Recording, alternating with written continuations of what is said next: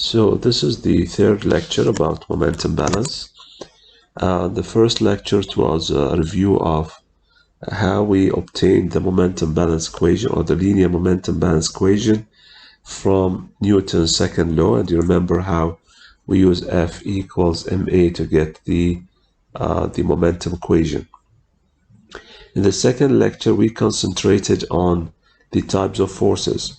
We said we have two types of forces in the momentum balance equation. The first type is body forces, and the second type is the surface forces. So for the body forces, the main one is the gravity force, and then for the second type, which are the surface forces, we said we have the pressure force, we have the viscous force, and we have the random, the other type of forces, which was the reaction force, which was the main one in this category. Now I want to continue with the momentum balance, which is chapter 6, and so momentum analysis of flow systems. I'm still here, and so I talked about this, Newton's laws.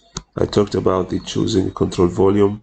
I talked about the forces, and this is the main topic of this lecture, which is the linear momentum equation. So this is the linear momentum equation. Summation of external forces is equal to the change of linear momentum, and we say this product mv is called the linear momentum. So the question is, can you represent the mass in the right hand side in terms of an integral relation? So I want to take this mass and I want to write it in terms of an integral relation. Can we do this? So yes, we can. And as you see here, so for example, I have this equation, which is the linear momentum equation. And we can note that both of the density and velocity may change from point to point within the system. So Newton's law can be expressed more generally as, so this one is the same as the one here at the top, d dt is the same as the one at the top, and then I can do the following. I can represent this mass, if you just ignore this v, by this thing here. Okay, so by this thing here, which is the integral for the whole system for rho dv. And this is something that you are familiar with from the mass balance, if you remember. It is like I am multiplying the mass in the system times the velocity vector. Okay, so you remember this. I just want to draw your attention to this one. As you can see here, d dt for the integral of the control volume, and I have here density times dv, is the same as d dt with this thing here. So I replaced the mass in the control volume with this thing, and this is exactly what I have just done. Okay.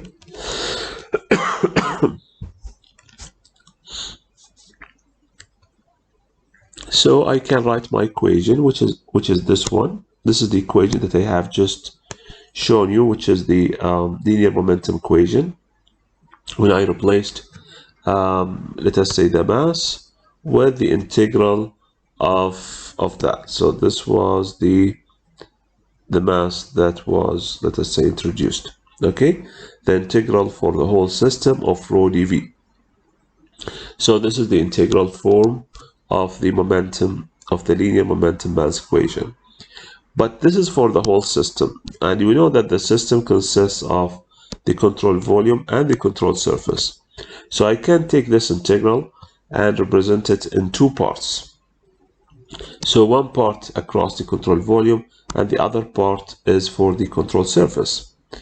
So now I have what? I have this term here, which represents the change, or let us just read it, which is the time rate of change of the linear momentum of the contents of the control volume.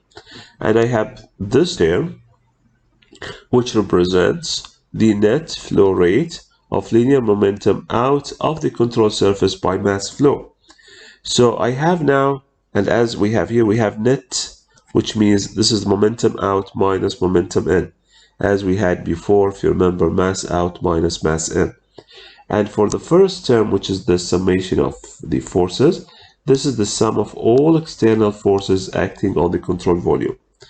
So now, what do we have here? We have summation of forces, or summation of external forces, equal the time of rate, or the time rate of change of linear momentum of the contents of the control volume, plus the net flow rate of linear momentum out of the control surface by mass flow. So momentum is going out and in by the mass through the surface, and momentum is changing in the control volume, and forces are, and this is equal to the forces, external forces acting on the control volume. So let me now concentrate on this term, which is the net flow rate of linear momentum.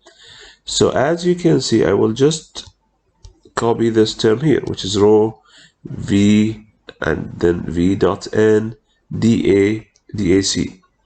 So this is equal to, I can get rid of the integral as I have done before by defining the average values. So you remember that I can just write this row here, and this v average will replace vn, okay, and instead of dac I have ac, and then the last thing is also I can average the velocity, which was that one here. But we know that the definition of these three is just m dot, as we have done in the mass balance. So this integral then reduces to m dot v average, which is the one which we defined before. So instead of having this integral, I can have m dot, which is the mass flow rate, multiplied by the average velocity in the which is defined here. Okay, so again, this was the equation that we had before. Okay, and then we will go one further step. But unfortunately, as we said before, the velocity across most inlets and outlets of practical engineering interest is not uniform. You remember, for example, in a pipe, we have a velocity profile like this. So when we defined the average velocity, we took something like that. We said this is the average. But we can still convert the control surface integral into algebraic form by introducing beta, which is called the momentum flux correction factor.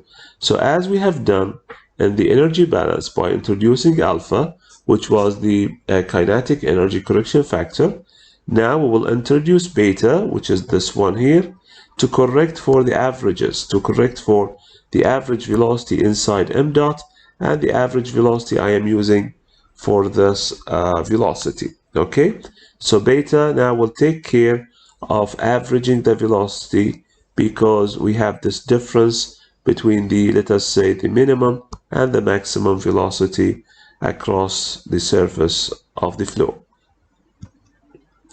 So by doing this, by introducing beta, I can rewrite the linear momentum equation to be as such.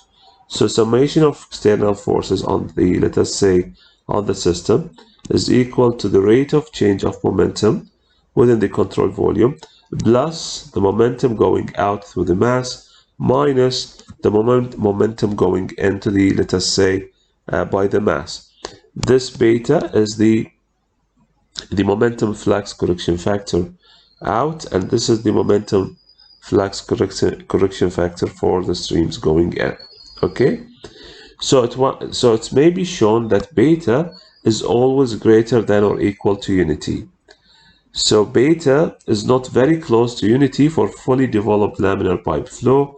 However, for fully developed turbulent flow, we would find that beta ranges about 1.01 to 1.04. So again, as you can see, for turbulent flow, beta is approximately equal to 1. So now one further step is, suppose we have this control volume, as you can see. Okay, this is my system, and I have multiple inlets. I have one inlet here, I have another inlet here, and I have multiple exits. So this is one exit, this is another exit, and this is a third exit, and I have forces acting on the control volume. So my question is, how this momentum or linear momentum balance equation, how will it going to be changed? So how this equation will be written for steady flow with multiple inlets and exits. If I have steady flow, how this equation will be different. So for steady flow, it is obvious that this term here will be equal to 0. Why? Because there will be no change. There will be no change with time.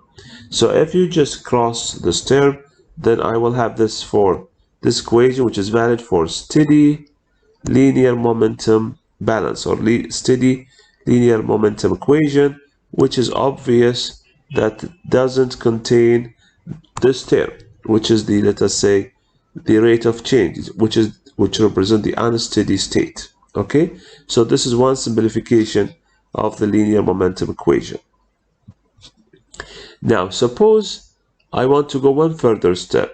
Suppose I have single inlet and single outlet. As you can see, for this system, I have just one stream going in and I have one stream going out.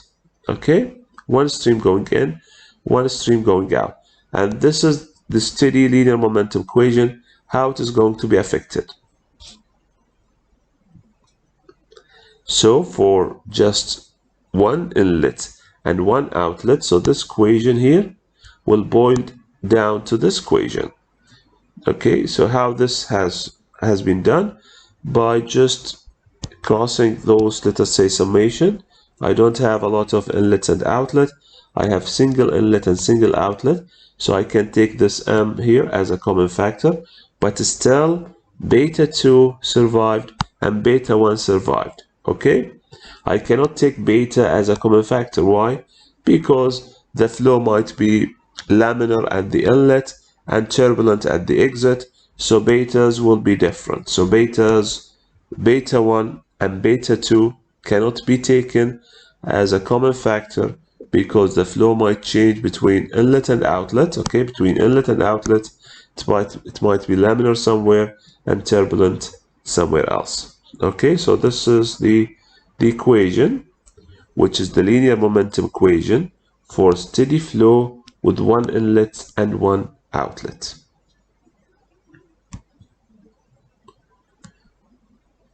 So this is the steady one inlet, one outlet linear momentum equation.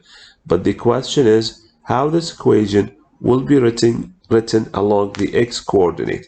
Suppose now I am concentrating just along the x coordinate, and since this is a vector equation, as you can see with those vectors, suppose I just want to look at it in the x coordinate direction, how it will look like. So this equation will be as such. So when writing the momentum equation for a specified coordinate direction, such as the x-axis, we use the projections of the vectors on that axis. So here, as you can see, summation of forces in the x is equal to the mass, or the mass flow rate, times beta 2 v2x minus beta 1 v1x. Suppose I want to write it in the z direction. I will say summation of f in the z direction is equal to m dot beta 2 v2z minus beta 1 v1z.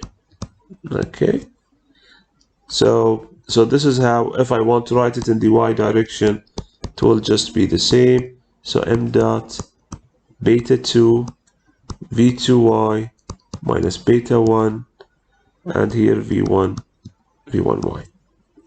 So as you can see, I can write the momentum balance in different directions by having this, let us say, or different axes by having different projections. So this ends this lecture, and starting from the next lecture, we'll start to solve examples so that you will understand this subject in a better way.